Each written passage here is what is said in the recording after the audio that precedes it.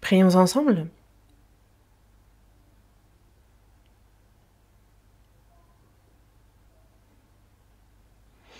Dis notre Père, toi qui nous aimes, toi qui es saint et miséricordieux, toi qui es dans les cieux. Nous étions éloignés de toi et agissions dans le péché, mais tu as eu pitié de nous. Et pour nous sauver, tu as envoyé ton Fils unique Jésus sur cette terre. Et le jugement, la malédiction que nous devions recevoir, c'est le Seigneur Jésus qui s'en est chargé à notre place. Le Seigneur est mort et par le précieux sang qu'il a versé, tu as éternellement lavé nos péchés. Il fait que nous n'avons plus à recevoir ni le jugement, ni ta fureur. Merci pour cette grâce qui nous a aidés. Nous qui avons reçu la rédemption éternelle par le précieux sang du Seigneur versé pour nous, que le reste de notre vie soit passé à te servir, que nous puissions vivre pour ta gloire. Tu es toujours avec nous. Par ta parole, par ton Saint-Esprit, toujours, tu nous guides. Merci pour ces grâces. À cette heure, Seigneur, nous qui avons reçu la rédemption éternelle, par le précieux sang que tu as versé, nous sommes réunis devant toi pour louer ta grande grâce, pour apprendre ta parole. Seigneur, merci pour la communion que tu nous permets d'avoir en ton sein. À cette heure encore, Seigneur, nous croyons à ce que tu es parmi nous, et te regardes sur chacun d'entre nous. Que ta main miséricordieuse, Dieu, que ta grâce, que ton esprit nous soutienne toujours plus, et établis-nous entièrement. Que le reste de notre vie soit vécu comme il se doit pour toi. Guide-nous dans ce sens. Tes églises dans toute la Corée, tes églises dans le monde entier, il y a malgré les difficultés ceux qui gardent la foi, ceux qui prêchent ton évangile, ces frères et sœurs, tu es parmi eux. Et par la puissance de ton Saint-Esprit, révèle-les, remplis-les toujours plus, qu'ils prêchent toujours ton évangile avec plus d'assurance et que de nombreuses personnes puissent être guidées devant ta parole, qu'elles soient sauvées, que ton œuvre puisse grandement s'accomplir. Aide-nous pour cela. À ceux qui sont malades, accorde-leur d'être promptement rétablis, et ceux qui sont faibles, fortifie-les, que le reste de leur vie puisse être vécu pour ta volonté, pour ta gloire. Guide-les en ce sens. En ton temps, tu nous donnes la parole dont nous avons besoin. Tu nous enseignes la conduite à avoir. Seigneur, à cette heure encore, manifeste-toi, parce qu'il est ta parole, ta volonté sainte que tu souhaites nous faire connaître. Aide-nous à connaître ta volonté, à la comprendre. Charge-toi de nos faiblesses, Seigneur. Donne-nous du courage, de la sagesse. Revêt-nous de ta puissance, que dans la prédication de ton évangile, nous puissions avoir de l'assurance, que nous puissions vivre comme il se doit selon ta volonté, mais que nous soyons toujours plus pieux. Nous avons prié au nom de notre Seigneur Jésus. Amen.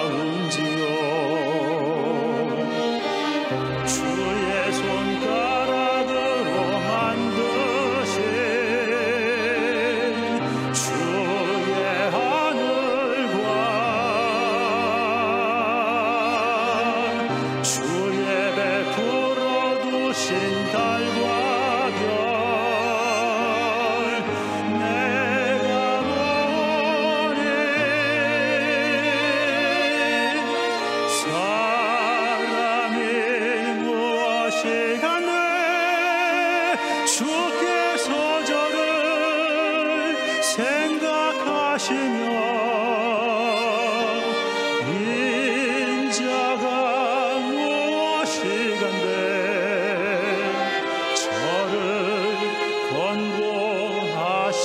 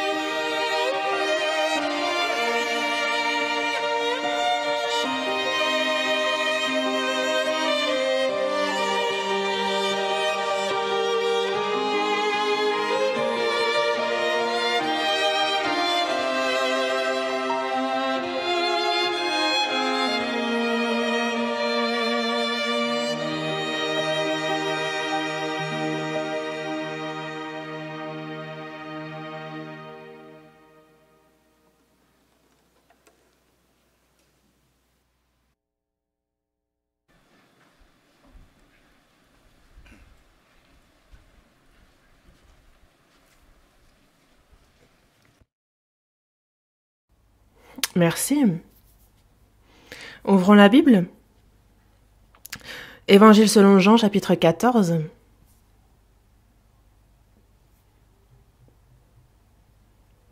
Évangile selon Jean, chapitre 14.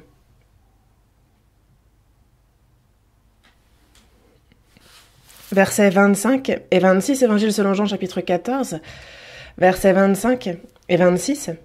Je lis.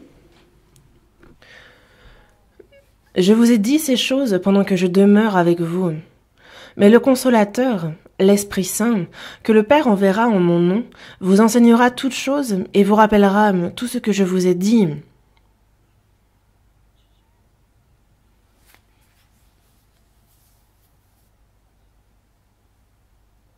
Jusqu'ici?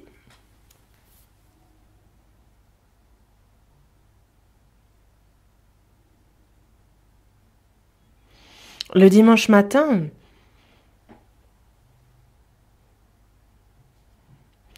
Nous voyons en quoi cela consiste en tant que chrétien dans la vie de foi. En quoi cela consiste de demeurer dans le Seigneur, en commençant par le début. Donc c'est ce dont je vous parle depuis un moment. Il y a en hiver tous ces arbres desséchés qui semblent morts et qui, justement, reprennent vie au printemps. On voit toute la création qui retourne à la vie. On voit que dans toute la Corée, on a eu constamment des séminaires, dans le monde aussi. Et c'est vrai que durant les 2 années précédentes, avec la pandémie de la Covid-19, on n'a pas pu évangéliser librement. On a été restreint à de nombreux niveaux.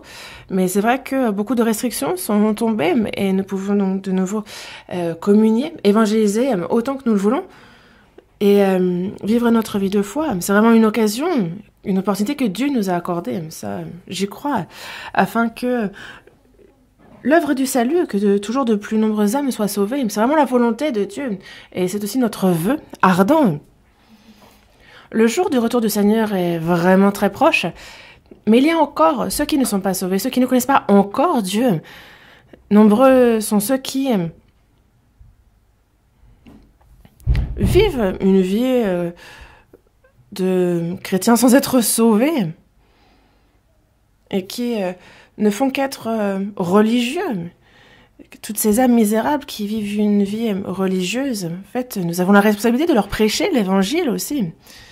Nous prêchons donc l'évangile et à l'intérieur, ceux qui sont sauvés, justement, ils doivent continuer à apprendre en quoi ça consiste de vivre correctement en tant que chrétien.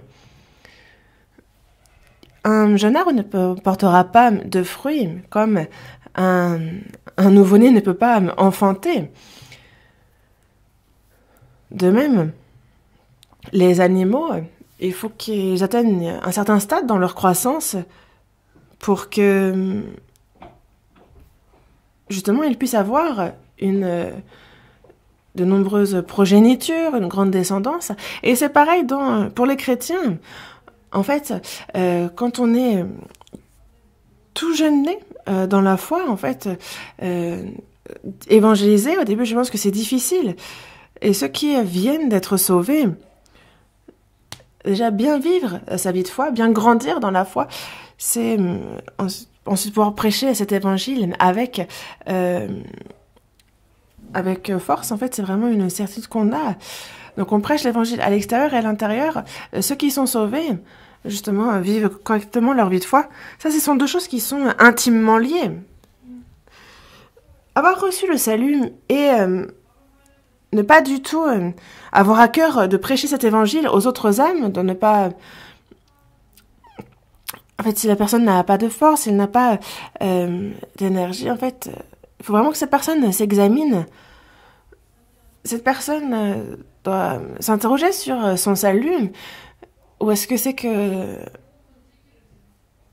justement, elle ne vit pas comme il se doit sa vie de foi, au point qu'elle ne grandisse pas dans la foi.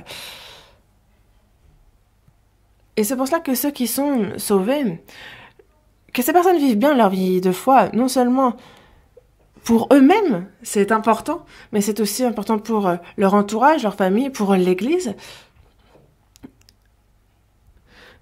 Et en fait, se préparer, c'est aussi donc direct. C'est ça. Faut savoir que c'est aussi indirectement se préparer pour ceux qui sont autour. Et donc, la vie de foi pour les sauver. La première des choses est de demeurer dans le Seigneur. Mais concrètement, en quoi ça consiste déjà? Interrogeons-nous sur le fait que nous demeurons dans le Seigneur. C'est l'occasion de faire une introspection, de s'examiner. Et il y a un effort à fournir pour bien vivre et demeurer dans le Seigneur. Une vie qui demeure dans le Seigneur, en fait, ça fait déjà plusieurs fois que je vous en parle. On en est au 12e sermon sur ce thème. En quoi ça consiste de demeurer dans le Seigneur? C'est écrit vraiment en détail dans la Bible. Dans Jean, chapitre 15, verset 3, il est bien dit « Déjà vous êtes purs à cause de la parole que je vous ai annoncée. Demeurez en moi et je demeurerai en vous. » Et donc à ceux qui sont sauvés, il leur dit « Demeurez en moi. » C'est ici un ordre du Seigneur. Et il dit ensuite « Je demeurerai en vous. » Il entend par là que sa vie, sa puissance, lui qui agit en nous, en fait, sera en nous. Dans Jean chapitre 14, verset 20, il est dit « En ce jour-là, vous connaîtrez que je suis en mon Père, que vous êtes en moi, et que je suis en vous. » Le jour de notre salut, nous comprenons non seulement qu'il nous a sauvés, mais que le Seigneur est en moi. Et dans ceux qui sont sauvés, demeure le Seigneur. Même si vous ne le savez pas, sachez qu'il est là. Vraiment, que vous le sachiez ou non. C'est pour ça que dans la première épître aux Corinthiens, chapitre 6, verset 19, il dit bien « Ne savez-vous pas que votre corps est le temple du Saint-Esprit qui est en vous ?» Donc, l'Esprit de Dieu, l'Esprit de Christ, le Saint-Esprit, c'est le même Esprit. Mais ne savez-vous pas que votre corps est le temple du Saint-Esprit qui est en vous? Les personnes qui se disent sauvées et qui, pourtant, ne savent pas même en quoi ça consiste de vivre avec le Seigneur et qui suivent leur chair et qui ne vivent pas comme ils doivent vivre moralement. En fait, ce sont des versets qui s'adressent à eux pour les redresser. Ça commence en fait déjà, une vie de piété recommence déjà par le fait de connaître que le Seigneur est en nous. Dieu, en Égypte, a fait que le peuple d'Israël a été soumis au roi d'Égypte, au pharaon. Ils étaient en captivité dans la servitude et c'est à travers Moïse qu'il les a libérés, qu'il leur a fait traverser la mer Rouge et qu'il les a dirigés vers la terre promise, la terre de Canaan. Le peuple d'Israël est certes le peuple choisi par Dieu, le peuple élu, mais avant même qu'il ne serve comme il se doit Dieu, il faut d'abord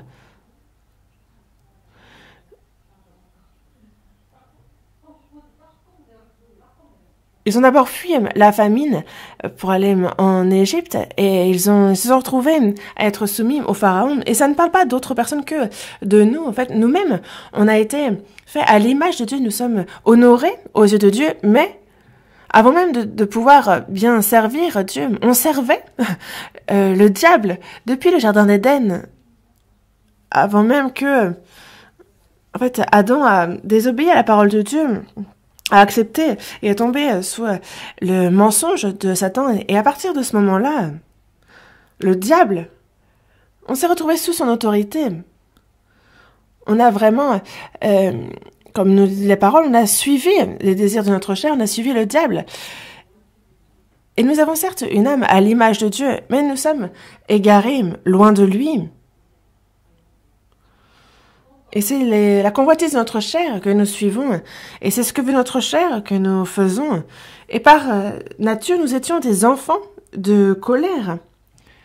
Nous ne servions pas Dieu et c'est le diable que nous servions. Nous étions vraiment esclaves du péché. Et c'est pour ça que nous étions comme des brebis errantes qui n'ont pas de berger, qui faisaient comme bon leur semble, qui vivaient selon leur propre voie. Et sachez que si vous suivez votre propre voie, ce qui vous attend, c'est l'enfer. La Bible le dit. Il y a Jésus qui a été livré par Judas Iscario pour 30 deniers. Et les apôtres ont dit, Judas, il a justement abandonné Dieu en tant qu'un des disciples. Pourtant, il était vraiment, déjà, il était juif, il était béni, au sens par sa naissance, il était béni. Mais en fait, il a suivi sa propre voie. Et donc, en fait, il a suivi sa propre voie, qui n'était pas la bonne. Et quand on suit sa propre voie, c'est en enfer que l'on finit. Et nous aussi, nous avions quitté Dieu. Nous avons suivi les convoitises de la chair. Et nous suivions selon le prince de la puissance de l'air, et donc il était notre maître. Et c'est de cela dont nous avons été sauvés. Et il nous a sauvés, il nous a délivrés. Et on sait que justement, il est notre sauveur, de par son nom. Le peuple d'Israël en Égypte était dans la servitude sous l'autorité du roi Pharaon. Et c'est à travers Jésus, justement, qu'on nous montre, nous aussi, que nous serons nous-mêmes libérés, comme il nous le montre à l'avance, de l'autorité du diable sur laquelle nous sommes, si nous ne sommes pas sauvés. Et en fait, il y a une promesse que Dieu a faite à Abraham, cette promesse d'un territoire, la terre de Canaan. La terre de Canaan est l'ombre du royaume des cieux éternel. L'homme a été fait à l'image de Dieu. Dans quel but?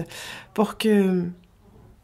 Non pas pour bien vivre dans la chair sur cette terre, ce n'est pas pour nous montrer ces choses-là, mais afin de nous emmener dans son royaume éternel, pour pouvoir être saint, éternel, parfait, comme Dieu, parce qu'il y a un héritage qu'il veut nous donner.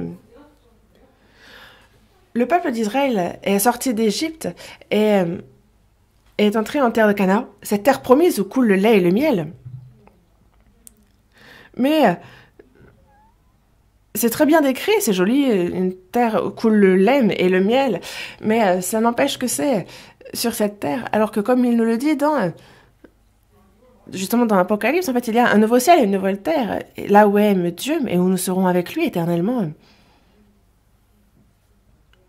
Et que ce soit la maladie, la mort, le deuil, l'affliction, les douleurs, toutes ces choses-là, il n'y en aura pas. Il n'y aura pas de dictateur, il n'y aura pas d'arnaqueur. C'est un lieu vraiment glorieux, un lieu éternel. Et c'est pour nous donner ce royaume-là qu'il nous a sauvés. Et ça, il faut le savoir. C'est pour ça que le peuple d'Israël, après être sorti, d'avoir été libéré d'Égypte, ils ont traversé la mer Rouge et se dirigeaient vers la terre de Canaan. Ils étaient dans le désert. Mais quand on regarde dans Exode, chapitre 25, verset 8, on voit Dieu s'adresse à Moïse disant « Ils me feront un sanctuaire et j'habiterai au milieu d'eux. » Un sanctuaire, donc un lieu saint. Et Dieu a dit « J'habiterai au milieu d'eux ». C'est ce qu'il voulait.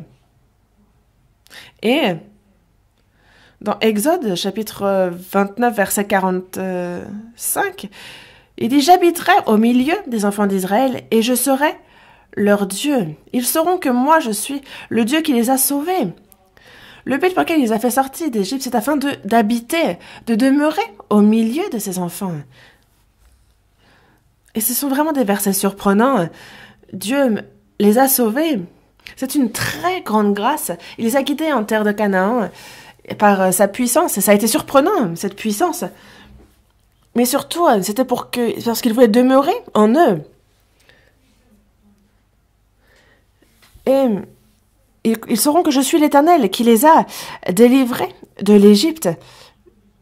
Et justement, pourquoi nous a-t-il sauvés? C'est afin de demeurer parmi nous. C'est pour ça qu'il nous dit dans Luc chapitre 1, et il s'appellera Jésus, donc le sauveur des gens de ce peuple, Emmanuel, donc Dieu avec nous.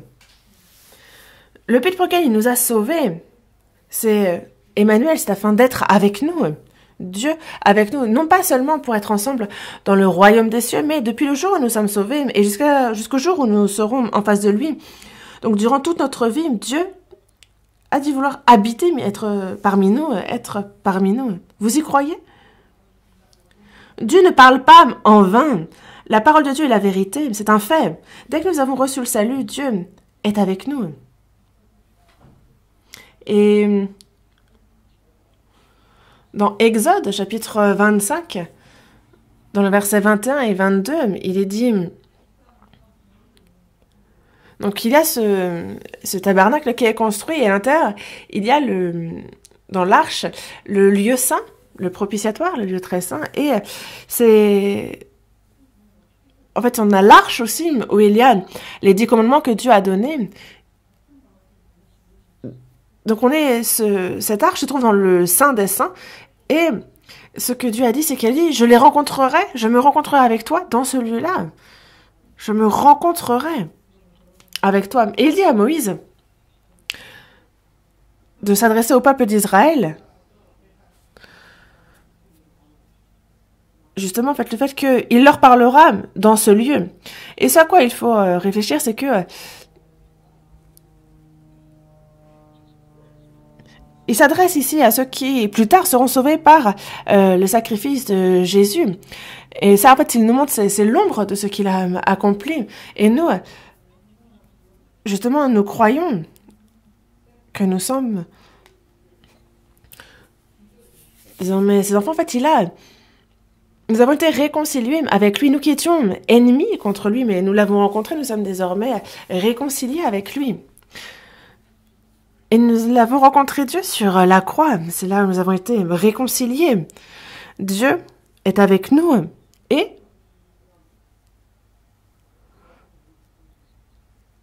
il nous parle. Il nous faut croire en ce qu'il est en nous et il nous faut écouter ce qu'il nous dit par sa parole.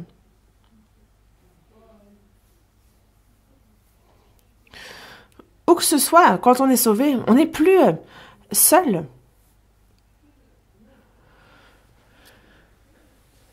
La Bible dit bien qu'on a tous été baptisés dans un seul esprit pour former un seul corps. En fait, après notre salut, désormais nous ne sommes plus seuls. Nous sommes dans ce troupeau. Lorsqu'un homme naît, est-ce qu'il se retrouve tout seul à l'abandon? Non. Il y a son père, sa mère qui lui ont donné naissance. Et il y a ceux qui sont nés des mêmes parents auparavant, le grand frère, les grandes sœurs, les oncles, les tantes, toute la famille. Et c'est là que ça forme une famille. Et on demeure dans cette famille. Dans Éphésiens chapitre 2, verset 19, il est dit « Vous n'êtes plus des étrangers ni des gens du dehors, mais vous êtes concitoyens des saints, gens de la maison de Dieu. » Donc vous n'êtes plus des touristes, vous n'êtes plus des invités, non. Vous êtes concitoyens des saints, vous êtes la maison de Dieu. Et si on est tout seul, on ne peut pas parler de famille, n'est-ce pas? Il faut qu'il y ait ce troupeau des saints, de tous ceux qui ont reçu le salut. Et c'est pour ça que dès que nous recevons le salut, désormais notre communion, elle est avec le Père et avec son Fils, Jésus-Christ. C'est désormais en cela que consiste notre communion. Nous sommes en communion avec tous ceux qui ont le même Père, avec le Fils. Et moi-même, je suis devenu un membre de ce corps. Vous êtes le corps de Christ et vous êtes ses membres, chacun pour sa part. Chacun d'entre nous est membre du corps qu'est l'Église et dont le chef est Jésus. Nous sommes chacun membres de ce corps, le corps de Christ. Et la Bible nous l'a expliqué. Et c'est là justement que nous avons rencontré Dieu. Et ensuite, Dieu continue de parler.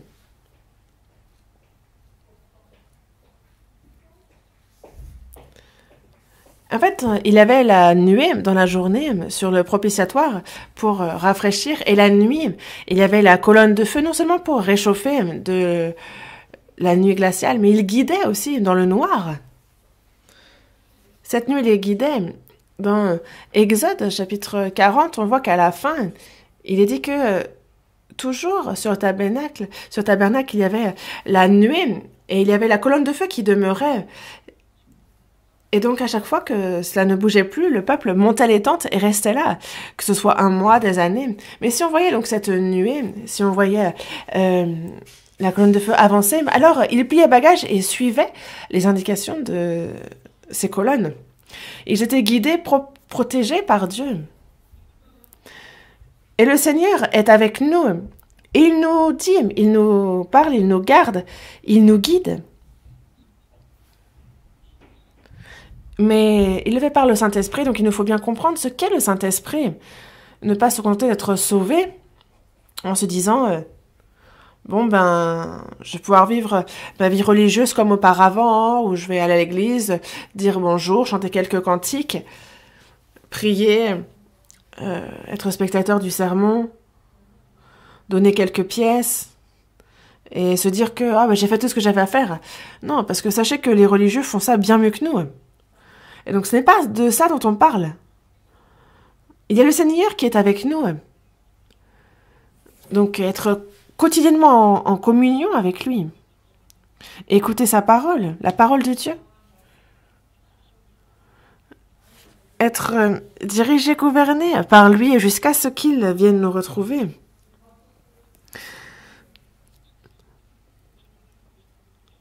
Et alors que nous allons vivre éternellement avec Dieu pour mettre dans les cieux, il nous faut aussi vivre avec le Seigneur pour Seigneur sur cette terre. Et c'est en cela que consiste la vie de foi. Parce que sinon, même si on se dit sauvé, on peut très bien être quelqu'un qui n'a aucun lien avec Dieu. Et justement, le fait d'être sauvé, vous savez à quel point c'est surprenant? Le diable, lui, justement, il voit ceux qui doivent aller en enfer être sauvés, retourner dans les bras du berger, retourner vers le Père et être sauvés pour entrer dans son royaume éternel. Alors vraiment, ça le fait trembler. Et il se dit, et nous, on se demande, quand on entend ça, on se dit, mais comment est-ce que Dieu peut avoir sauvé un pécheur comme nous? Mais c'est ce que Dieu fait. Et il le fait. Car il nous aime tellement.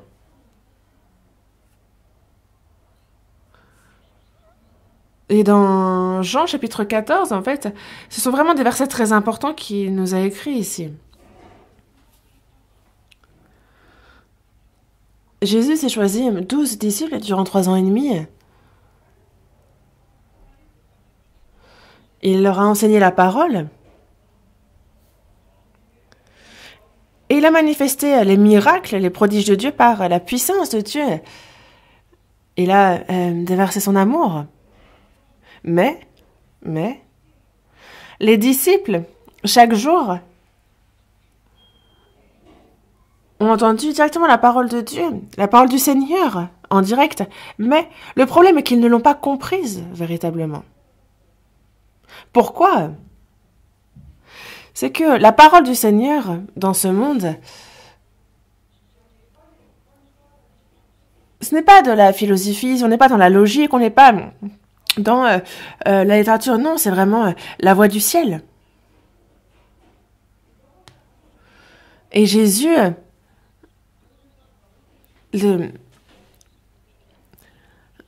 a bien dit justement qu'en fait, ce qu'il dit, il le dit que c'est le Père qui lui a dit ce qu'il devait dire. Mais les disciples ne comprenaient pas cela. Ce que Jésus disait, ils n'ont pas su que c'était Dieu qui parlait directement. Et ils n'en ont pas compris le sens de ses propos, le sens de ses paroles. Ils se sont dit juste, bien dit. Ils passent 3 ans et demi avec le Seigneur Jésus, ils dorment ensemble, ils mangent ensemble, ils vivent ensemble. Mais les disciples n'ont pas compris.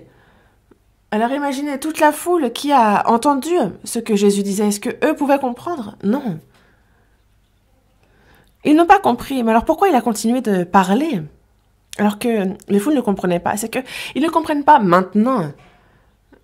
Mais dans Jean chapitre 14, dans les versets qu'on vient de lire, on les relit. Jean chapitre 14, verset 25. « Je vous ai dit ces choses pendant que je demeure avec vous, mais le Consolateur, l'Esprit Saint, que le Père enverra en mon nom, vous enseignera toutes choses et vous rappellera tout ce que je vous ai dit. »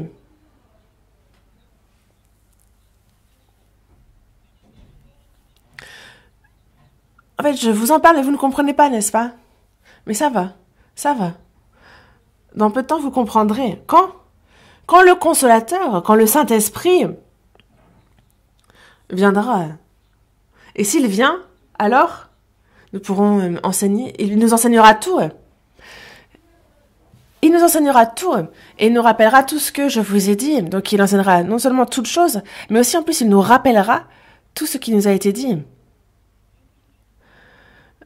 Matthieu, Marc, Luc et Jean nous parlent des actes de Jésus, ce qu'il a fait.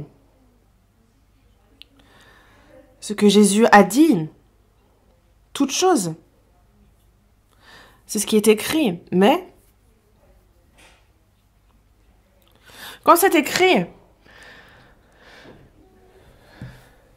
ça a été écrit après qu'il soit mort, après qu'il soit ressuscité, après qu'il soit monté aux cieux. Et donc, comment pouvoir écrire une telle chose? Non seulement ils l'ont écrit, mais il y a jusqu'à l'explication des propos de Jésus. Les disciples étaient intelligents, ils avaient une mémoire spectaculaire pour se souvenir de ça? Ou est-ce que vous pensez que c'est la pensée des disciples? Non.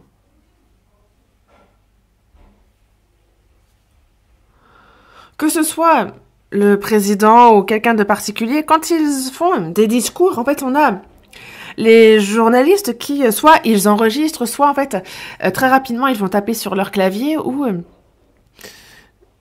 On ne se rend pas compte à quel point ils sont rapides, vraiment, quand ils tapent sur leur clavier. Tout le monde écrit. Et après, ils font le point. Et après, ils sortent un article. Mais vous pensez que les disciples, ils ont pris note de ce que Jésus a dit comme ça? Qu'ils ont tout noté? Et qu'ils ont fait un résumé? Non, ils n'ont pas noté une seule chose.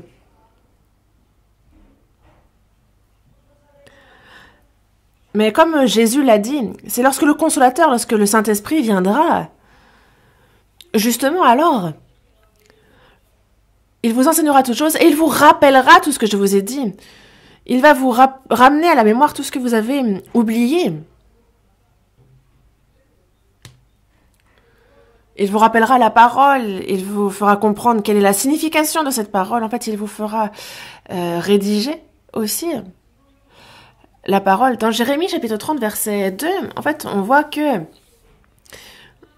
il dit « Écris dans un livre toutes les paroles que je t'ai dites. Écris. »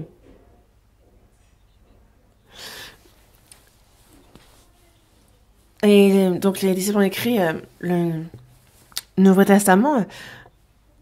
Les disciples n'ont pas écrit sur le moment même, à l'instant, mais c'est après que Jésus soit mort, après qu'il soit ressuscité, après qu'il soit monté dans les cieux, c'est largement après cela que justement l'Esprit, après qu'il l'ait reçu, justement, leur a rappelé ce que Jésus avait dit, ce qu'il avait fait. Ils ont écrit jusqu'à ce que des choses qu'ils n'ont pas vues. Dans le Nouveau Testament, on a 14 des livres qui ont été écrits par l'apôtre Paul. Et il n'était pas là même quand Jésus parcourait la terre d'Israël. Lui était à Rome, même s'il est juif. Et donc,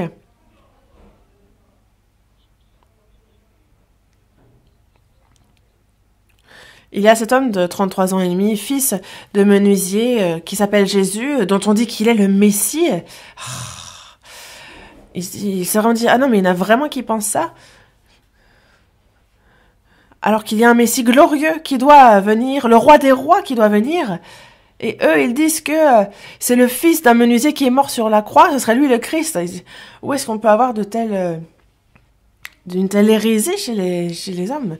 Et donc, justement, en fait, à Jérusalem, il a été résolu à tuer tous ceux qui croyaient en Jésus, vous le savez bien. Mais justement, en fait, lorsque Étienne, qui était rempli de l'esprit aussi, lorsqu'il était lapidé, il a apporté son approuvement. Et justement, en fait, il est bien marqué, justement, que cette tunique a été aussi répartie. Et lui-même, en fait, il a apporté sa voix, son vote, pour sa lapidation. Et en fait, il avait reçu des hauts placés, justement, autorités pour pouvoir justement mettre en prison ou pour faire disparaître ceux qui, à Damas, se disaient croire en Jésus. Il se rend donc à Damas et c'est sur la route qu'il se retrouve complètement retourné par le Seigneur qui lui dit « Saul, Saul, pourquoi me persécutes-tu » Et il dit « Qui es-tu, Seigneur ?» Et le Seigneur a dit « Je suis Jésus que tu persécutes. » Et donc, ça va être dur pour toi de regamer contre les aiguillons, en fait. Ça va vraiment compliqué si tu continues de faire ce que tu fais. Tu vas souffrir, vraiment. Et durant 3 jours, il fut aveugle. Dieu lui a pardonné. Et lui qui, justement, critiquait ceux qui croyaient en Jésus, au contraire, est devenu le plus grand apôtre. Et quand on regarde les épîtres de Paul, il dit justement que tout ce qu'il a dit, tout ce qu'il a écrit, il ne l'a pas appris d'un homme, mais c'est une révélation de Jésus-Christ parce qu'il n'a pas vu Christ de son vivant. Alors que lui, plutôt, il persécutait, il poursuivait ceux qui croyaient en Jésus pour les tuer. Et il a bien dit de ne rien avoir appris des apôtres qui l'ont précédé. Et c'est pour cela que l'église de Corinthe aussi disait « Oh là là, il n'est pas apôtre, mais il se dit apôtre. » Ils ont méprisé et jugé l'apôtre Paul, enfin certains en tout cas. Mais, justement, en fait, alors que lui, justement, n'a jamais rencontré Jésus, comment peut-il écrire 14 des livres du Nouveau Testament? Les 12 disciples aussi n'ont pas bien appris. Mais comment est-ce que l'apôtre Paul a pu apprendre quelque chose que même les disciples à ses côtés n'ont pas appris? Non seulement il connaissait le Christ, mais dans le Nouveau Testament, il a surtout bien compris le plus grand des mystères qu'est l'Église. Il a écrit sur ce sujet en détail.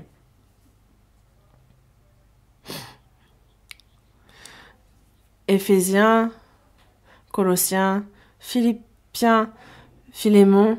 On voit justement, dès qu'on ouvre ces livres, que en quoi consiste la foi, en quoi consiste la vie de foi, qu'est-ce que l'Église, qu'est-ce que ce mystère de l'Église. En fait, c'est très bien décrit. Alors, c'est lorsque l'on recevra le Consolateur, l'Esprit. Alors, il vous enseignera toute la vérité. Et il nous rappellera toutes choses.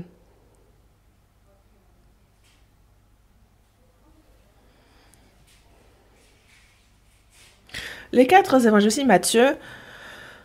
Matthieu était donc disciple de Jésus. Marc, lui, n'est même pas un des disciples d'ailleurs. À Jérusalem, lorsque 120 personnes étaient réunies à la Pentecôte et qu'ils prièrent, il y avait donc cette pièce haute qui est donc la mère de Marc qui était à Jérusalem. Il devait être un peu aisé. Et imaginez, pour que 120 personnes se réunissent, en fait, donc cette pièce haute, était à cette famille. Et donc, c'est là qu'on a Marc. Et il fut un temps aussi où il marchait avec l'apôtre Paul. Plus tard, il a appris de Pierre.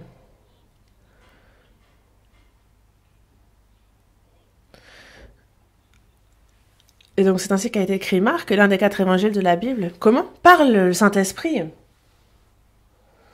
Luc, lui, était médecin. Il n'était même pas disciple, même pas parmi les 12, et païen en plus. Mais il est devenu disciple du Christ. Et bien longtemps après que Jésus soit mort, ressuscité, et qu'il soit monté dans les cieux. Et que l'on soit disciple ou pas, des 12 disciples ou pas de Jésus, en fait, si le Saint-Esprit entre en nous, alors Dieu utilise cette personne pour écrire sa parole. Le Saint-Esprit nous enseigne toutes choses. Dans le sanctuaire, en fait, c'est là où Dieu rencontrait le peuple d'Israël, qu'il leur parlait de la direction à suivre. Et maintenant, c'est où? C'est dans son Église. Le Saint-Esprit est là donc désormais. Et donc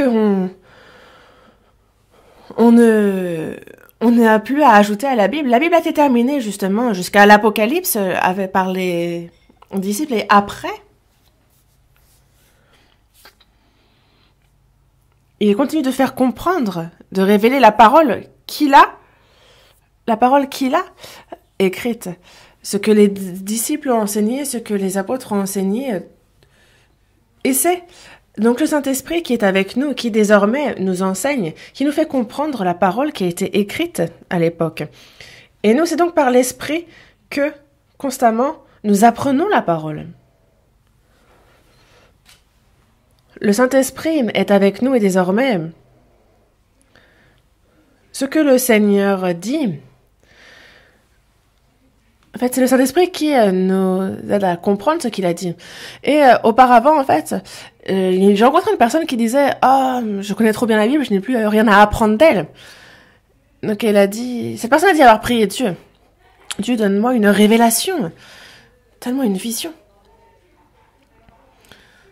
Non pas la Bible qui est rédigée, mais donne-moi une révélation que je puisse écrire la suite de la Bible. Mais de quoi il parle? Les apôtres. En fait, il y a cette parole que Dieu a fait écrire par les siens. Et le Saint-Esprit, justement, en fait, nous fait comprendre ce qui a été écrit. Est-ce que vous pensez que c'est par le Saint-Esprit qu'il va nous donner plutôt d'autres visions? Non, ça c'est vraiment de l'orgueil que de penser ainsi. Désormais, en fait, Dieu La Bible qui a été écrite, c'est à travers cette Bible-là que constamment il nous aide à comprendre, il nous la révèle.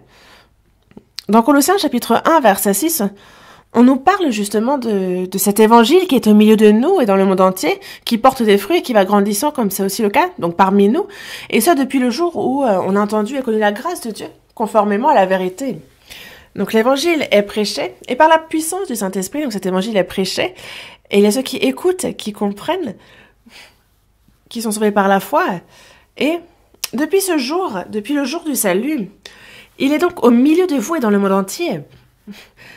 Cet évangile est non seulement à ceux qui sont à Jérusalem, à tous les saints qui sont à Thessalonique, partout en fait dans tout le continent, et qui aide justement les hommes à comprendre, à porter du fruit.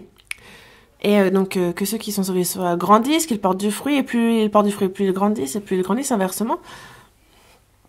Non seulement il fait comprendre la grâce à ceux qui ne sont pas sauvés, mais il fait en sorte que cette foi aussi grandisse, que cette personne puisse constamment porter du fruit, constamment. Vraiment, l'œuvre de Dieu, c'est constamment qu'elle se manifeste. L'œuvre de Dieu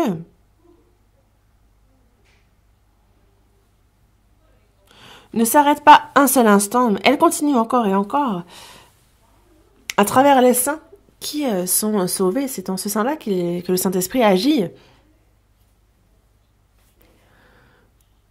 Il nous faut croître dans la grâce, dans la connaissance de notre Seigneur et Sauveur Jésus-Christ. Prêcher l'Évangile, grandir dans la foi, faire que de nombreux âmes soient sauvés. Et qu'à travers notre vie, on puisse porter le fruit de l'Esprit. Que la puissance de Dieu puisse constamment se manifester.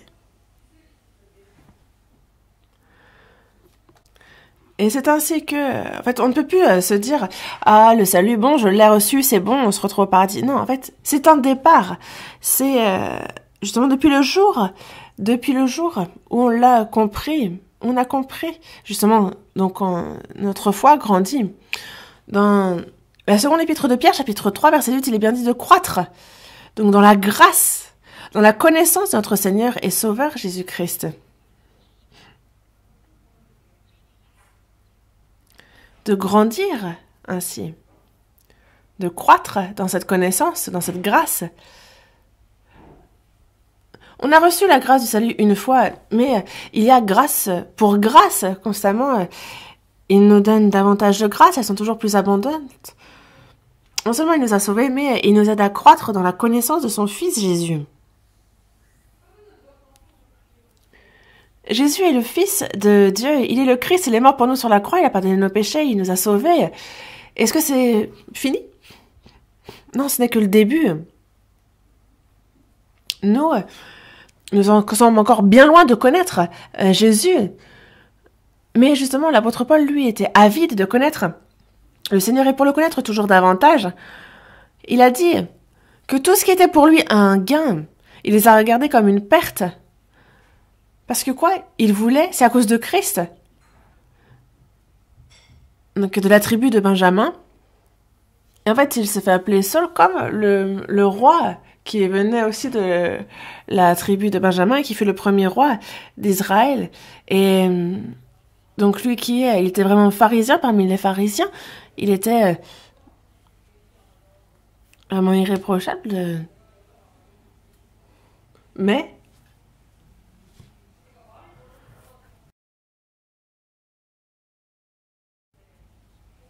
il a utilisé cela pour justement aller à l'encontre de ce que le Seigneur voulait, pour être contre lui.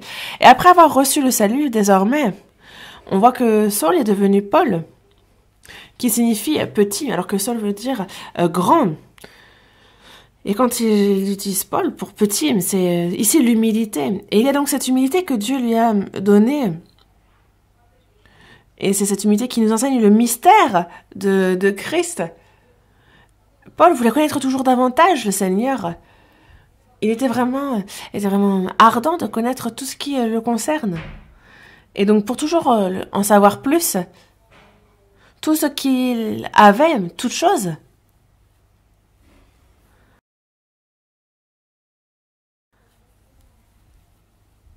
En fait, que ce soit des choses bonnes, en fait, justement, il cherchait toujours à connaître davantage. Il a dit que justement, il considérait que tout ce qu'il avait appris, tout ce qui était pour lui auparavant des gains, il les regardait comme une perte. Il y a renoncé, il a regardé comme de la boue, afin de gagner Christ. Et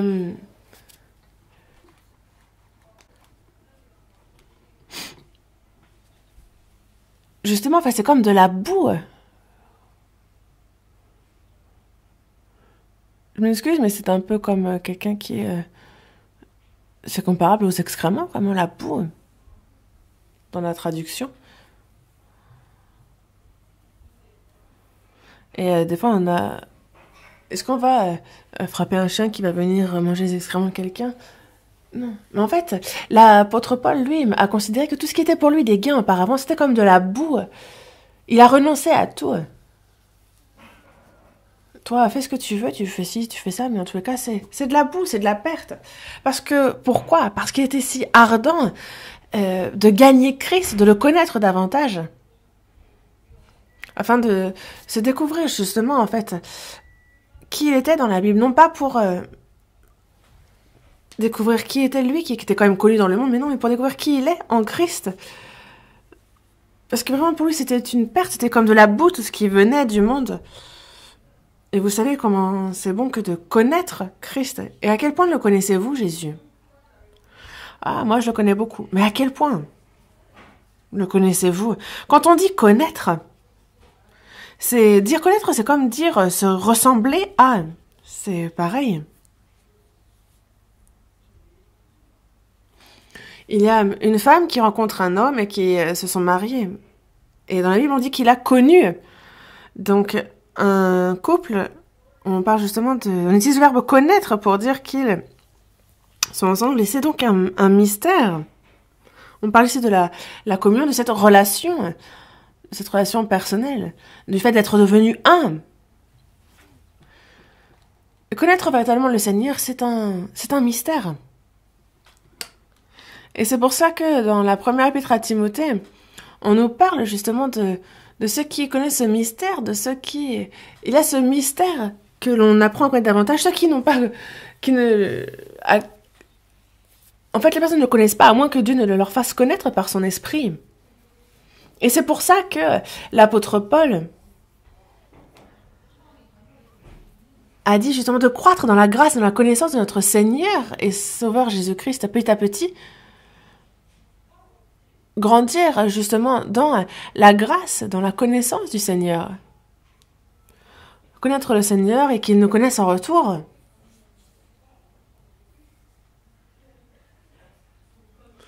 Quand on se connaît mutuellement, alors il y a vraiment une communion profonde qui se met en place.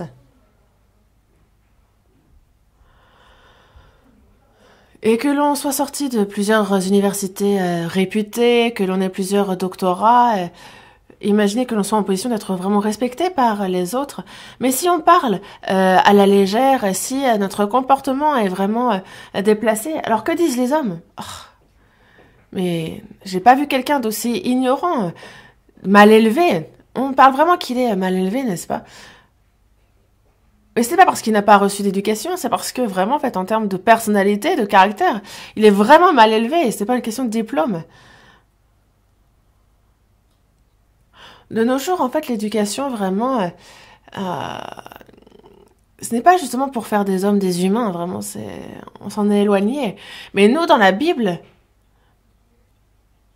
justement, en fait, quand on parle de la personnalité de Jésus, de le connaître, c'est justement de lui ressembler en termes de personnalité. Mais vous, donc, à quel point connaissez-vous Jésus? À quel point vous lui ressemblez?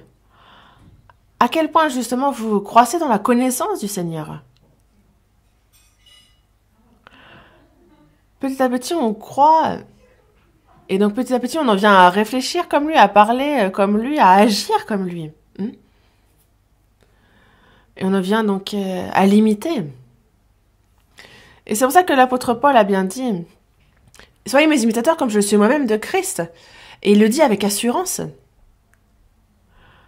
Il dit vraiment « Soyez mes imitateurs comme je le suis moi-même de Christ », en fait, parce qu'il porte les marques de Christ. L'apôtre Paul, après avoir été sauvé, en fait, il a prêché à Rome, il a été emprisonné, il a été tué, mais est-ce qu'il s'est plaint de ça? En fait, il cherchait en lui un défaut, mais il n'en avait pas.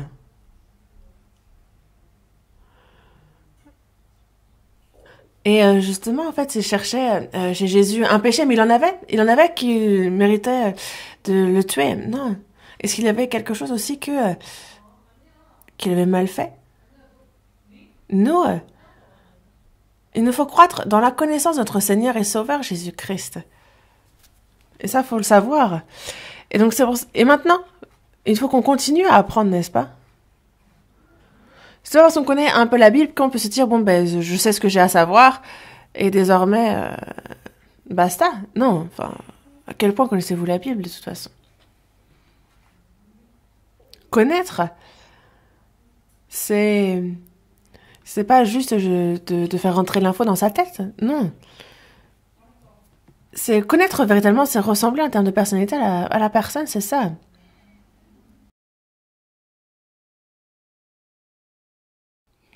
1 Corinthiens, chapitre 2, verset 10. Première épître aux Corinthiens, chapitre 2, verset 10.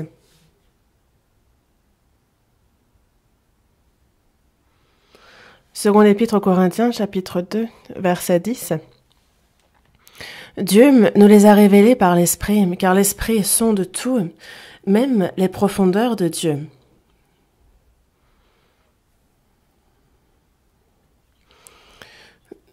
Dieu nous les a révélés par l'Esprit. Tous les mystères, toutes les profondeurs de Dieu, c'est par l'Esprit qu'il nous les a révélés. L'Esprit, petit à petit, nous enseigne.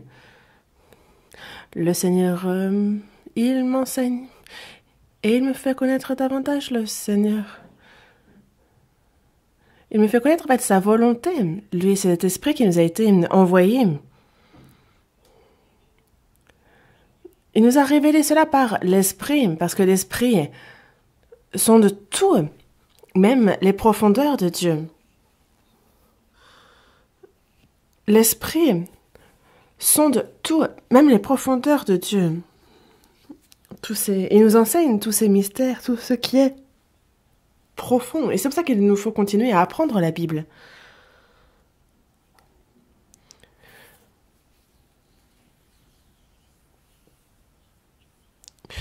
Justement, Dieu dit bien, élevez les humbles et rabaissez les orgueilleux. Il nous faut grandir dans la connaissance, dans la foi, dans l'amour. On ne se rend même pas compte de toutes les grâces qu'il nous a accordées, en réalité. Et est-ce que seulement le salut est une grâce? Mais on ne se rend pas compte à quel point il nous a donné beaucoup de grâces. Il y a tellement de choses qu'il faut que l'on sache, que l'on connaisse, justement que l'on apprenne concernant ces profondeurs, ces mystères.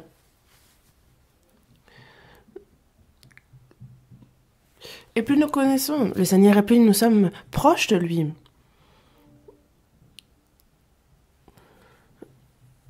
Qui est-ce que vous connaissez le mieux? Dans ce monde, frère, qui est-ce que tu connais le mieux? Vos amis? Les amis que vous connaissez depuis votre enfance? Ceux avec qui vous vivez? Vous connaissez les célébrités? Ce n'est pas de ce dont je vous parle. Ceux que vous connaissez réellement, personnellement.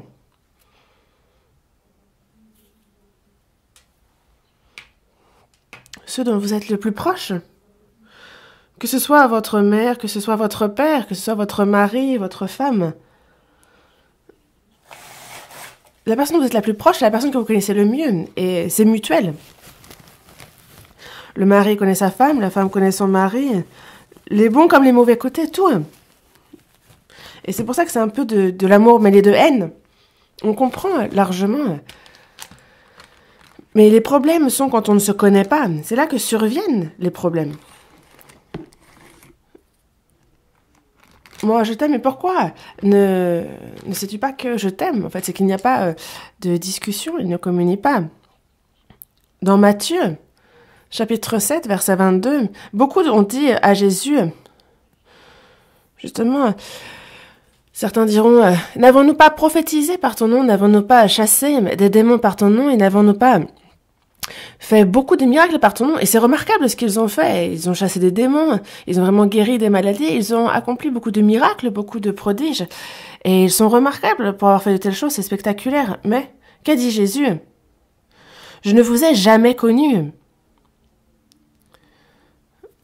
Je sais pas qui tu es. T'es qui? Oh, Seigneur, moi j'ai fait ceci et cela. Moi, je sais pas, moi. Éloignez-vous de moi. Mais qu'est-ce qui se passe? Est-ce que vous ne trouvez pas ça bizarre? La première des choses, c'est que la personne n'est pas sauvée.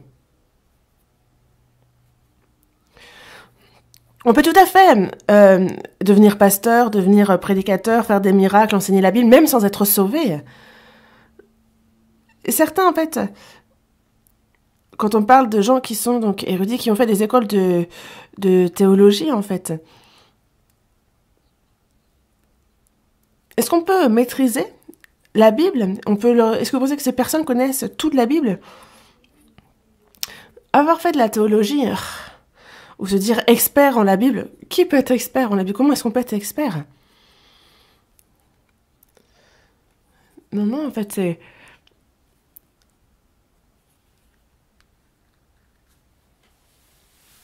Vraiment, quelqu'un qui est orgueilleux, comment est-ce qu'on peut dire ça concernant la Bible? Peut-être qu'on peut se dire expert en philosophie, on peut être reconnu dans le monde, mais pour ce qui est de la Bible et d'être reconnu par Dieu, c'est autre chose. À quel point connaissez-vous le Seigneur? Nous, il y a tellement de choses que nous ignorons du Seigneur. Nous sommes comme des enfants. Entre ce que connaît un élève de primaire et ce que connaît un étudiant, et ce que connaît un professeur émérite, les connaissances sont forcément très différentes. Et c'est pour ça que, si on veut connaître les profondeurs de Dieu, il faut que l'on soit plus proche du Saint-Esprit. Il faut que l'on marche avec le Saint-Esprit.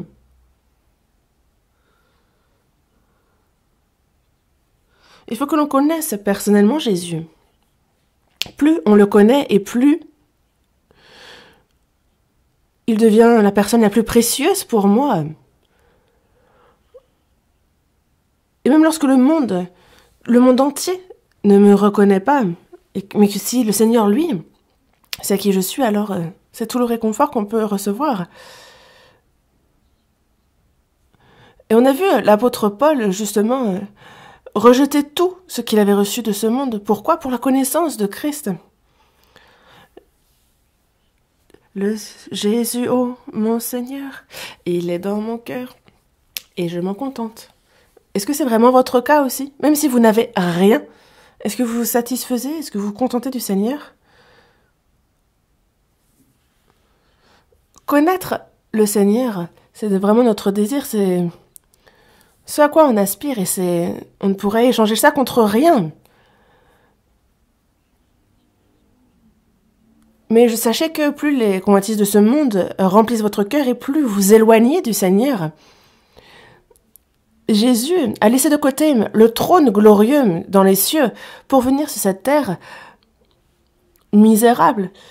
Il est venu, il a quitté ce trône où il est servi pour venir sur terre. Il est né à Bethléem, dans l'auge, pour les bêtes. Il est né et a vécu 30 ans comme fils d'un menuisier pauvre. Il n'a pas eu où poser sa tête durant 3 ans et demi. Il a été méprisé par les hommes. Il a été persécuté aussi. Il est mort injustement sur la croix. Mais le Seigneur est mort sur la croix sans dire un mot, sans riposter une seule fois. Il est lui, le Fils de Dieu, il est le roi des rois. Il est égal à Dieu. Est-ce que c'est quelque chose donc qu'on peut comprendre? Que souhaitez-vous?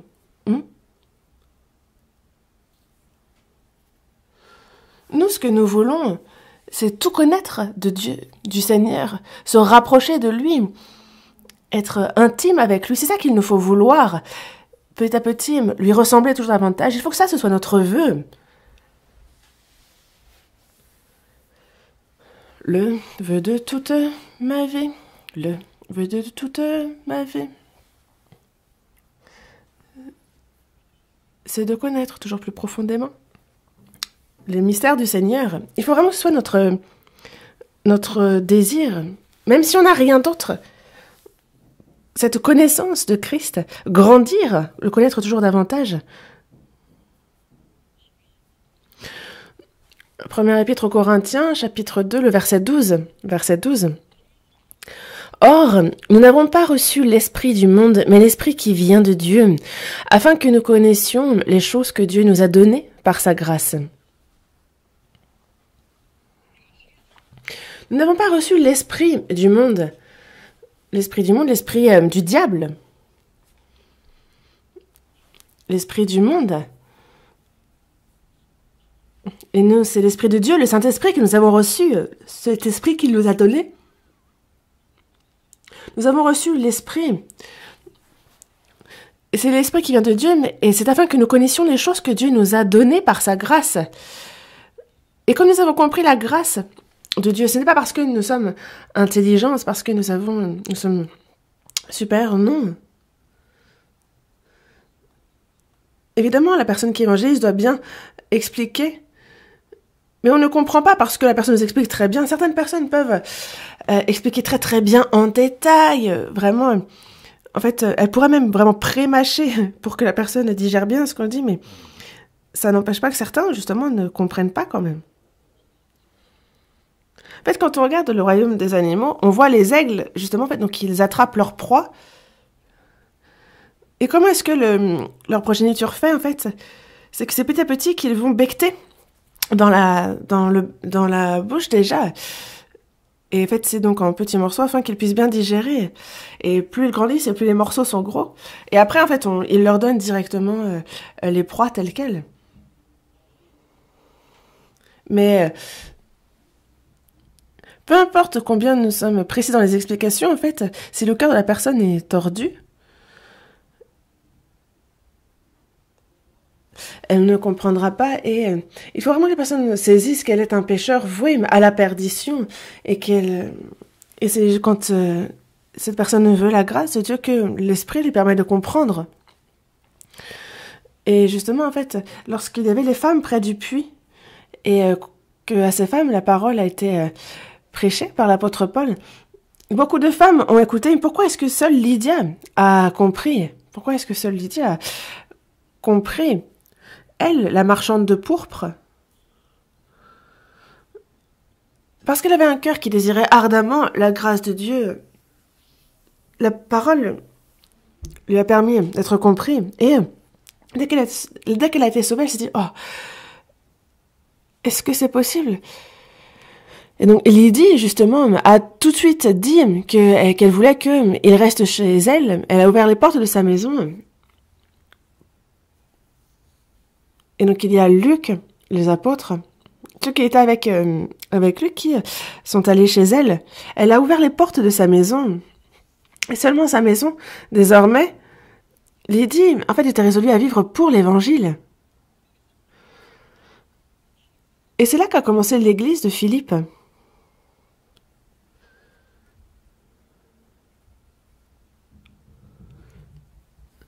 Et il faut que le Seigneur ouvre les cœurs pour que la personne comprenne. Et nous prions pour la foi de cette personne. Nous avons reçu l'Esprit qui vient de Dieu, afin que nous connaissions les choses que Dieu nous a données par sa grâce. Quand nous avons reçu le salut, c'est aussi son Esprit qui nous a permis de comprendre et qui nous a sauvés. Et après notre salut aussi, nous continuons à apprendre sur ce qui concerne Dieu, mais c'est par sa grâce par son esprit, que nous connaissons toujours plus. C'est vraiment grâce sur grâce. Est-ce que on reçoit une grâce et c'est terminé? Non, regardez toutes les grâces que nous recevons. Et il y en a tellement. Parce que c'est vraiment la plénitude de sa grâce. C'est vraiment Nous sommes encore bien loin, n'est-ce pas, d'être remplis de sa grâce. Mais certains vont se dire, oh, un petit peu, moi, ça suffit. Mais non, ça suffit pas. Parce que justement, on se rend compte de tout ce qu'on a à apprendre. La personne s'imagine, il est bien dit, si la personne, elle s'imagine être debout, qu'elle ait peur de tomber. Si vous pensez être debout, si vous pensez déjà connaître ce qu'il y a à connaître, vous vous trompez. À quel point connaissez-vous? Nous, il y a tellement de grâces que nous recevons de Dieu. Et il nous donne toujours des grâces plus grandes.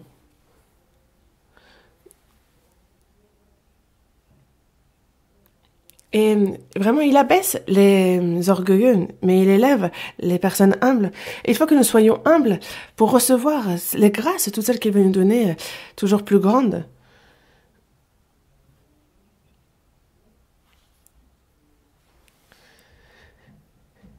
Et c'est vrai que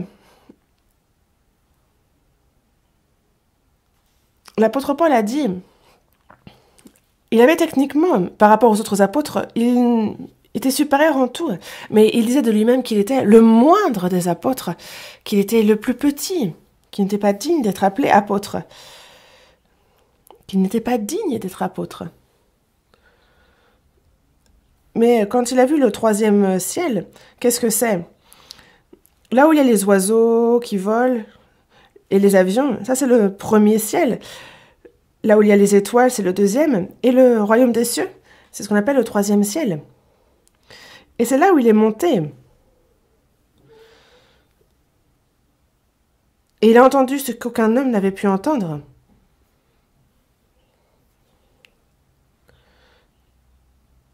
Mais il a eu peur, justement. Il a arrêté d'écrire parce que il a eu peur que, justement, on le pense orgueilleux. C'était indescriptible ce qu'il a vu. Est-ce que l'apôtre Paul s'est vanté de ce qu'il avait vu? Non. Je suis le plus petit des saints. Ce que je suis, c'est par la grâce de Dieu. Je suis ce que je suis, et c'est par la grâce de Dieu. Et plus on reçoit de grâce, et plus on se rend compte que nous ne sommes vraiment rien.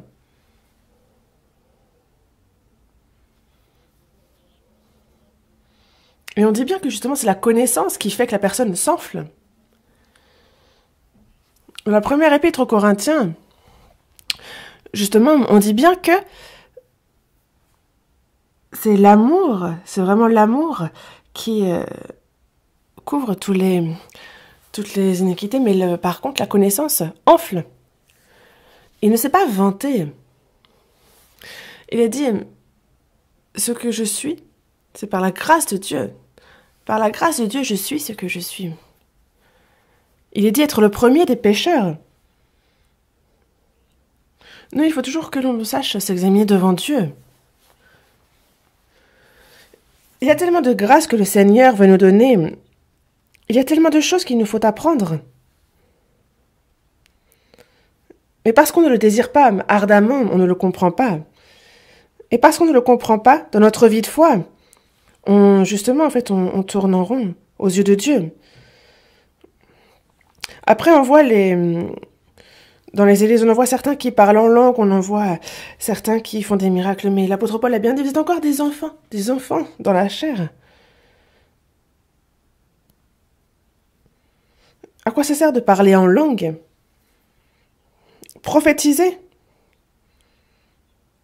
À quoi ça sert? Avoir de la connaissance? Dans la première épître aux Corinthiens, il est bien dit, chapitre 7, on pourra bien parler la langue des anges. S'il n'y a pas la charité, c'est inutile. Il y a ceux qui connaissent tous les mystères de la Bible, il y a tous ceux. On peut avoir justement une foi. On peut avoir une foi qui dépasse. On peut avoir vraiment le don pour la prophétie, la science de tous les mystères. On peut avoir toute la connaissance, on peut avoir toute la foi, même jusqu'à transporter des montagnes.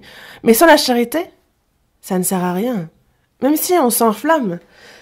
Pourquoi les hommes s'imaginent être grands, remarquables? Dieu, lui, est amour.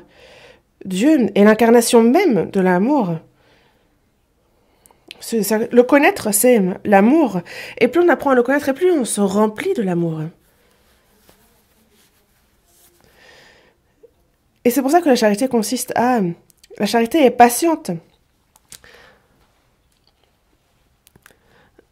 La charité, elle est pleine de bonté. La charité, elle n'est point envieuse. La charité, elle ne se vante point, elle ne s'enfle point d'orgueil.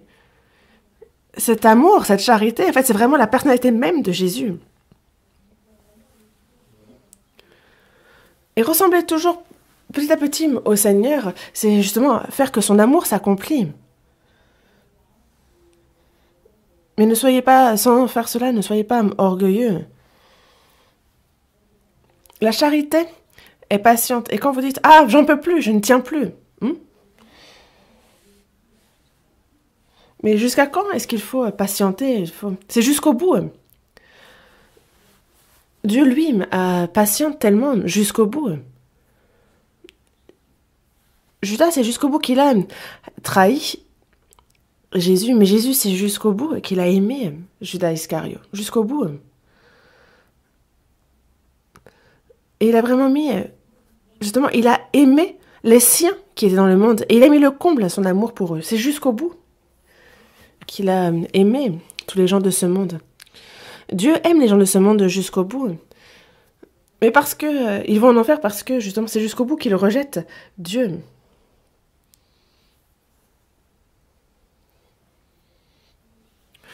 Première épître de Jean, chapitre 2.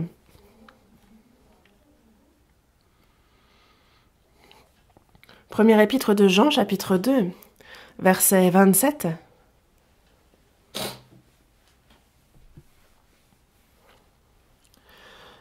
Première épître de Jean, chapitre 2, versets 27 et 28. Pour vous, l'onction que vous avez reçue de lui demeure en vous, et vous n'avez pas besoin qu'on vous enseigne. Mais comme son onction vous enseigne toutes choses, et qu'elle est véritable, et qu'elle n'est point un mensonge, demeurez en lui selon les enseignements qu'elle vous a donnés. Et maintenant, petits enfants, demeurez en lui, afin que, lorsqu'il paraîtra, nous ayons de l'assurance, et qu'à son avènement, nous ne soyons pas confus et éloignés de lui. J'ai lu jusqu'au verset 28.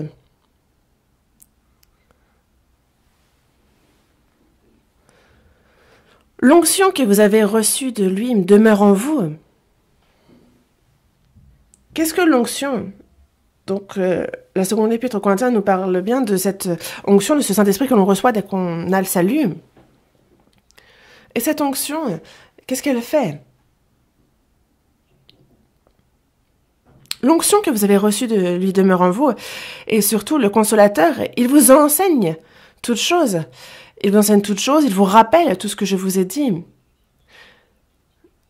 Et il n'y a donc pas besoin que quelqu'un vous enseigne. Vous n'avez pas besoin qu'on vous enseigne.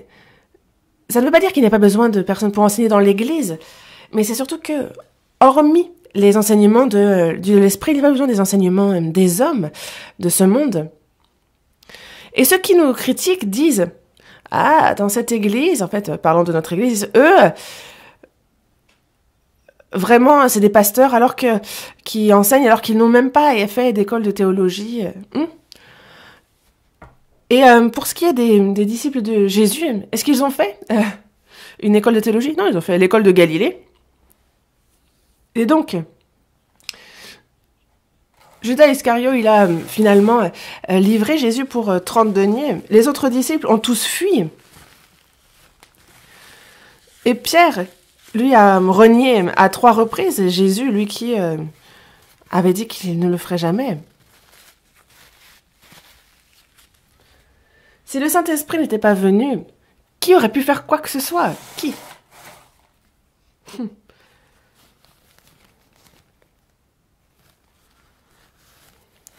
fait, j'ai commencé à aller à l'église quand j'étais en primaire, non pas parce que je croyais en Dieu, mais en fait, j'étais dans une école privée, donc il fallait apprendre la Bible, il fallait aller à l'église, et ça faisait partie du cursus, et donc j'ai appris, et donc je me suis dit, aussi, et ma conscience aussi qui me disait, mais Dieu existe, bel et bien, donc je ne pouvais pas le nier, il y a vraiment une âme, un esprit, il y a l'enfer, le paradis.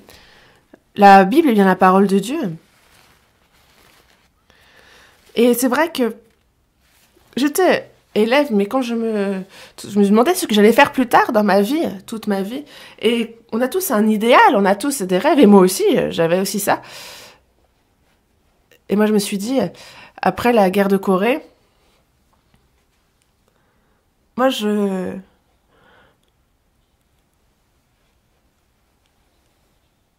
En fait, justement, il y a ceux qui volent dans les cieux, n'est-ce pas? Et moi, je me suis dit, il faut que je devienne pilote, en fait, ceux qui s'envolent quand ils veulent, qui conduisent. Mais en fait, c'était un peu difficile pour moi. En fait, j'aimais prendre des photos depuis que je suis jeune. Donc, j'avais justement des pellicules à l'époque. Je faisais aussi donc je les développais. Je développais les photos que j'avais prises. Mais au début, en fait, je pensais rejoindre l'armée de l'air. Mais en fait, non, donc je me suis tournée vers la photo, donc j'avais une chambre noire, je développais mes photos. Après, je me suis dit, bon, je vais faire plutôt, je vais devenir une célébrité, plutôt. C'est ce que je me suis dit, vu que je m'en sortais pas que la photo. Après, je me suis dit, non, dans ces cas-là, il faut que je sois plutôt, que je tourne des films. Mais pas forcément, justement, un réalisateur, pas jusque-là, mais plutôt juste tourner, vraiment, être derrière la caméra. C'est ce que je voulais faire.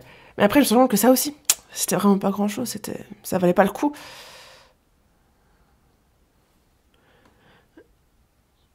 Et il y avait un ami qui habitait juste en dessous de l'église. Et nous, on s'est dit, on va aller dans une école de théologie. Et on est entrés. Et en fait, c'était à Tégou. Et durant 4 ans, on a appris avec zèle la Bible. Chaque samedi, on avait des petits flyers dans notre baluchon. Et justement, on allait dans les rues, on prêchait. Au début, en fait, je le faisais avec les amis de l'école. Mais au bout d'un moment, plus personne ne le faisait. Mais moi, j'ai persisté jusqu'au bout. Dès que les vacances arrivaient, justement, j'allais dans la campagne avec un de nos pasteurs et on évangélisait. J'étais tellement zélée alors que j'étais aussi à l'école de théologie et j'avais pas encore terminé, mais en fait, il y avait une église de province que l'on m'a confiée. Et cela n'arrive pas aux élèves de théologie normalement, mais et justement en fait, d'ailleurs on nous appelait pas prédicateurs, mais c'est durant 1 an, 2 heures où j'ai enseigné et je pensais que je serais au premier rang parce que à l'aube j'étais dans les séances de prière jusque tard le soir. Je priais aussi, des fois je dormais même à l'église. Et quelqu'un disait d'ailleurs, une personne de quartier disait, ah, jeune homme, tu fais de la peine. Il faut s'amuser un peu à ton âge, mais à l'aube, toujours tu pries, le soir, tu passes ta nuit à prier.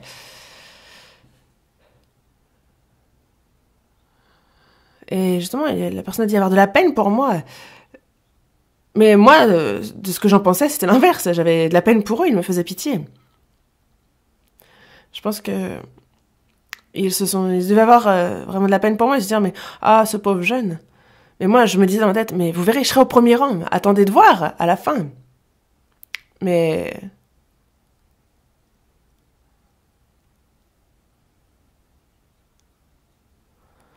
il y a justement un prédicateur qui prêchait l'évangile et qui disait qu'il faut naître de nouveau. Et là, c'est vraiment là où a commencé l'histoire. Parce qu'en fait, il y a eu, c'est là que le salut. Et en fait, il s'est dit qu'il fallait justement enseigner ça aux élèves de théologie. En fait, il est venu justement dans mon école de théologie. Et c'est au moment de ce qu'on appelle le temps de calme, le QT, que justement, il a commencé. Et c'est à ce moment-là que j'ai compris que moi, je n'étais pas sauvée. Et que j'ai commencé à m'inquiéter. Et je me suis dit, ah, moi, je vais en enfer. Et il a dit que si on n'est pas né de nouveau, on ne peut pas voir le royaume de Dieu. Et moi, je n'avais pas cette expérience. Je n'avais pas connu le salut. Personne ne pouvait me l'enseigner. Je ne pouvais pas demander ou en parler avec quelqu'un. Et justement, c'est le 31 octobre en 86. C'est à ce moment-là que... moi, j'avais déjà lu plus de 50 fois la Bible. J'avais vraiment beaucoup lu la Bible. Il y en a... Il y en a vraiment qui sont diplômés de l'école de théologie sans la lire même entièrement une seule fois. Hein. Mais, ce soir-là, la grâce du Seigneur Jésus sur la croix, en fait, cette théorie que je connaissais, cette doctrine que je connaissais, mais dans Hébreux chapitre 9, verset 12, où il nous dit qu'il est entré une fois pour toutes dans le lieu très saint, avec son propre sang, ayant obtenu une rédemption éternelle. J'ai vu ce verset et j'étais complètement surpris. C'est la première fois que je connaissais la rédemption éternelle, le péché pardonné éternellement, et j'étais complètement surpris. Et en fait, je me suis pincée, ça m'avait l'air d'être un rêve. Et je me suis dit, c'est possible ça? Et je savais que désormais je vivais éternellement. Et donc, tout le reste, en tous les cas, le reste je ne connaissais pas, mais ce qui était certain, c'est que le problème du péché, le problème de l'enfer était réglé. Et donc, si je ne vais pas en enfer, le lien s'est vite fait. Ah ben, moi je veux au royaume des cieux. Ah, c'est mon affaire maintenant. Après, être né de nouveau, le salut, ça je savais pas trop, mais je connaissais, et j'avais la certitude du pardon de mes péchés. Et après, en apprenant la Bible, je me suis rendu compte que c'est ça, le salut. En fait, c'est ça, naître de nouveau. Et quand j'y ai cru, justement, j'ai reçu l'Esprit. Le Seigneur, et justement, il est entre moi et tout a été résolu. En fait, c'est à partir de ce moment-là que, en lisant la Bible, je me rends compte que c'est un livre complètement différent. Parce qu'au début, j'avais comme des lunettes, je ne voyais pas. Mais justement, c'est inspiré par l'Esprit que la Bible a été écrite. Donc sans l'aide de l'Esprit, on ne peut pas comprendre la parole. Et c'est vraiment lui, justement, c'est cet Esprit qui vient de Dieu qui fait que nous connaissions les choses que Dieu nous a données par sa grâce. C'est lui qui nous les révèle. Sinon, on ne peut pas comprendre. Il y a cette onction qui nous a enseignés tous. En fait, l'onction qu'on a reçue demeure sur nous. Et on n'a pas besoin qu'on nous enseigne. C'est cet esprit qui nous enseigne. Et donc, on n'a pas besoin des enseignements humains qui nous viennent de je ne sais qui. Et justement, le directeur de notre école de théologie était vraiment très, très connu. Il a été d'ailleurs diplômé dans une école en théologie. Mais dès que j'ai reçu le salut, parce que je le respectais beaucoup avant, et après, je me suis dit, mais qu'est-ce qu'il dit? Je m'excuse, mais il avait l'air d'un maître à l'école maternelle. Et c'était pas ça, il avait faux, tout faux. Et finalement, tous ces pasteurs que je respectais, ils me paraissaient hypocrites. Est-ce que c'est parce que... Non, j'ai juste reçu le salut, et je me suis rendu compte que... Ah non, c'est pas ça. Qui doit enseigner?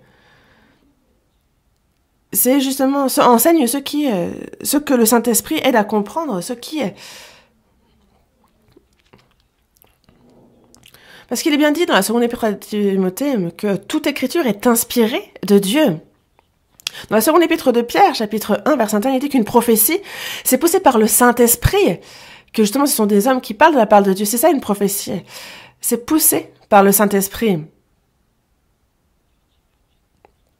Et donc sans l'enseignement, sans l'aide du Saint-Esprit, on ne peut pas comprendre ce que dit la Bible. Si on n'est pas sauvé, comment est-ce qu'on pourrait enseigner qui que ce soit?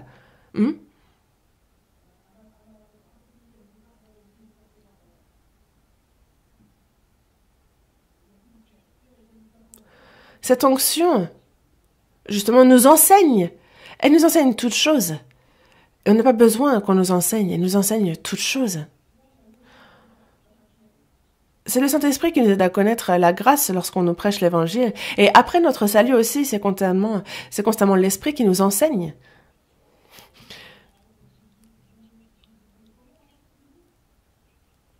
Et comment est-ce qu'une personne qui enseigne, si elle-même, elle n'a pas cette onction, si elle-même, elle n'est pas enseignée par l'Esprit, comment elle pourrait enseigner quelqu'un d'autre? L'onction, justement, elle demeure en vous. Vous n'avez pas besoin qu'on vous enseigne. Mais comme son onction vous enseigne toutes choses, elle est véritable. Et donc c'est point un mensonge. Demeurez en lui selon les enseignements qu'elle vous a donnés. Certaines personnes disent, Ici, il prêche bien l'évangile, on reçoit le salut ici, mais après le salut, justement pour la vie de foi, je vais ailleurs. Qu'est-ce que c'est que ça?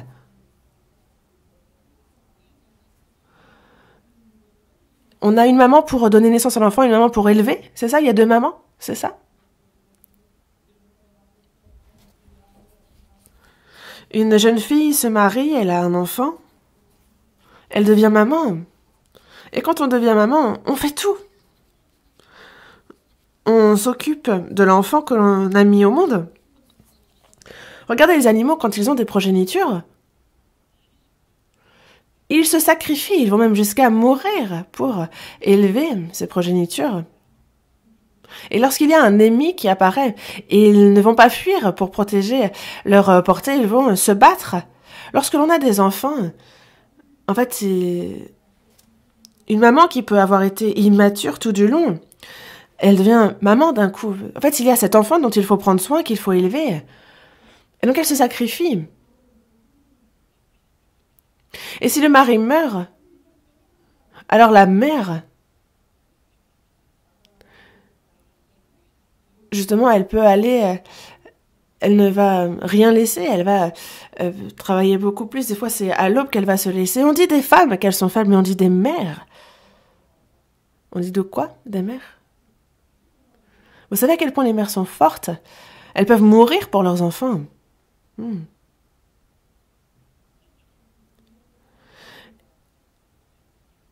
Mais est-ce qu'on donne naissance à un enfant, puis après on le laisse à l'orphelinat pour qu'il l'élève?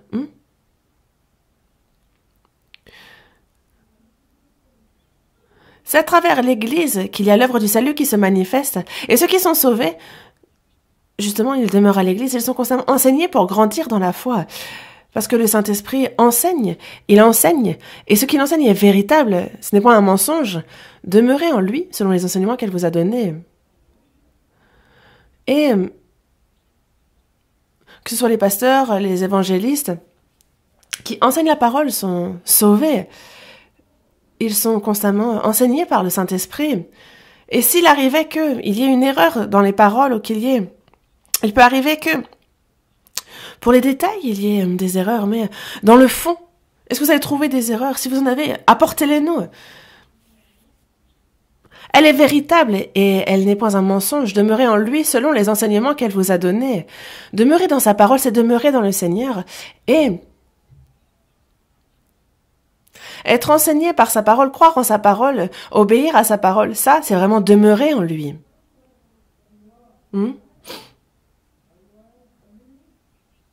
Alors,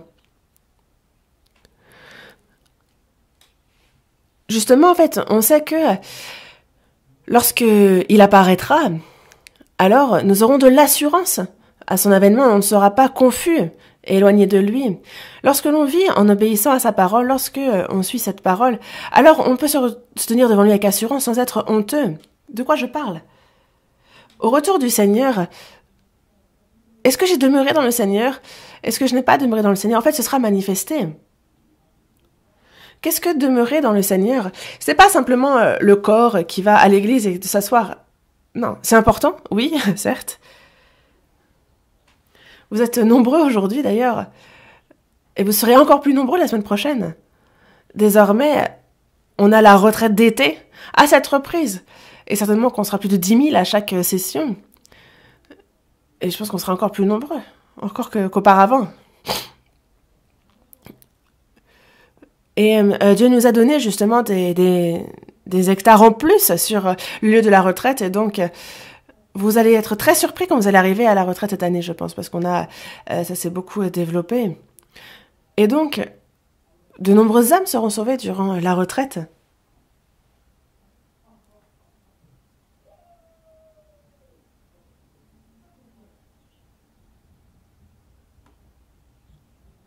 Et justement, il y a constamment les sauvés.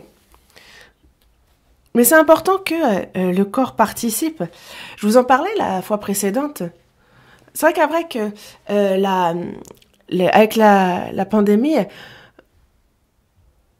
en fait, on avait je peux pas y aller à cause de la Covid, etc., etc. Mais maintenant, pendant un moment, c'était seulement ceux qui sont vaccinés, désormais les enfants ne pouvaient plus. Après, c'était les vieillards qui ne pouvaient plus. Et après, on se rend compte que... au début, on était un peu vexés quand on était un peu âgé ou jeune. Mais maintenant, on se rend compte que c'est confortable à la maison. Et justement, en fait, on est à la maison, on trouve ça confortable. Et en fait, on écoute, on se réveille, on réécoute. En fait, c'est vraiment, ça a détruit notre vie de foi. Enfin, on court à notre perte en faisant ça. La vie de foi meurt. Je parle pas que la personne meurt en soi, mais c'est sa foi qui meurt. Mais un lion doit être un lion. Et c'est pour ça qu'il faut se réunir, absolument. Il faut absolument se réunir. Et il faut justement que notre cœur soit uni constamment. Et c'est vrai que donc le corona, à partir de mai d'ailleurs, ils disent qu'on retourne à comme avant. Après, donc apparemment on pourra enlever le masque aussi, mais moi ce qui m'inquiète, moi aussi je me dis, c'est vrai qu'avec la Covid, il y a eu la retraite, les séminaires qu'on n'a pas pu avoir, mais une chose est bien, c'est que c'est confortable à la maison. Mais est-ce que c'est une bonne chose d'être dans le confort? Non. Ça, c'est de la paresse. Et la paresse, c'est la faiblesse. C'est le mal. Comme il a dit, serviteur méchant et paresseux. Et c'est un péché que d'être méchant et paresseux devant Dieu en tant que serviteur. Vous le savez? Pendant la moisson, un enfant, justement, qui dort, est un fils qui fait honte. C'est dit dans Proverbes, chapitre 10, verset 5. C'est le moment de moissonner. Mais justement, en fait, lui, il dort. On l'a vu dans le cantique tout à l'heure. Il y a la nuit qui approche, on ne peut plus travailler. Il y a la personne qui dort. Non, je pense qu'il faut qu'on vive au lieu de la retraite, je pense. Qu'on continue. Que ce soit les pasteurs, les prédicateurs, les évangélistes, tout le monde, en fait, on doit vraiment crier. On a tellement à faire, mais tellement. Est-ce qu'il y a juste les prédicateurs qui le font? Non, il faut qu'on unisse nos forces. En fait, j'ai entendu une sœur dire, il y a quelques jours auparavant, qu'à la retraite, il y avait une sœur qui disait, on va vivre au centre de la retraite. Et est-ce que ça veut dire qu'elle va dormir et manger là-bas tout le temps? Non, c'est qu'elle va constamment évangéliser. En fait, il y a ceux qui sont vraiment résolus déjà dans leur cœur. Alors, vraiment cette onction nous enseigne. Et quand on demeure dans cet enseignement, lorsque le Seigneur apparaîtra, alors sera révélé si nous avons marché selon l'Esprit, si nous sommes demeurés dans le Seigneur, ou si nous avons vécu pour nous-mêmes. Enfin, tout cela sera manifesté lorsque le Seigneur apparaîtra.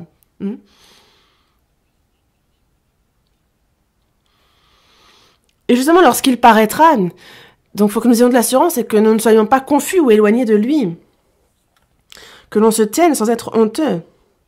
Parce qu'on peut très bien être honteux et il ne faut pas que ce soit le cas, compris? Il faut qu'on demeure dans ses enseignements.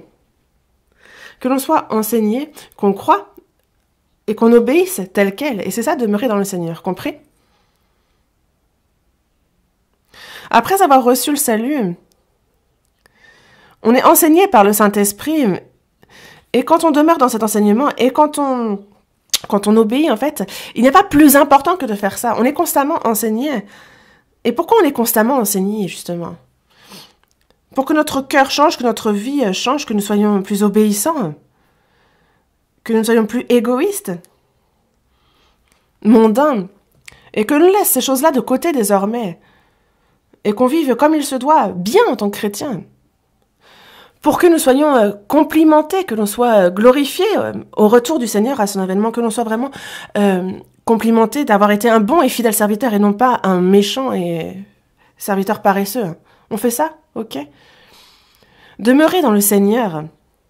On continue à apprendre en quoi ça consiste de vivre et de demeurer dans le Seigneur.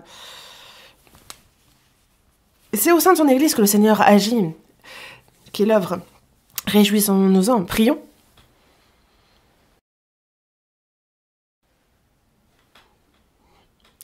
Dieu notre Père, toi qui es miséricordieux, en cette fin des temps, c'est parmi de nombreuses personnes dans ce monde que tu nous as d'abord appelés et sauvés, merci. Seigneur, le jour de ton retour est si proche. Nous vivons en cette fin des temps, et il y a ce temps que tu nous laisses vivre encore dans cette chair, que nous ne suivions plus les convoitises de notre chair, ni que nous soyons plus séduits par toutes les tentations de ce monde, mais que ce soit ta volonté que l'on poursuive et que nous suivions l'enseignement de ton esprit, que nous marchions selon comment il nous guide, et pour que, à ton retour, à ton avènement, nous ne soyons pas honteux ni confus, que nous ne soyons sujets à aucun reproche et que nous puissions nous tenir devant toi avec assurance. Nous te demandons pour ça de guider chacun d'entre nous. Et il y a tout ce que nous souhaitons entreprendre à l'avenir, la retraite d'été, tous les séminaires, tout le reste de notre vie. Seigneur, agis par ta parole de vérité, que nous soyons chacun utilisé précieusement selon pour ton œuvre. Nous avons prié en le Seigneur Jésus. Amen.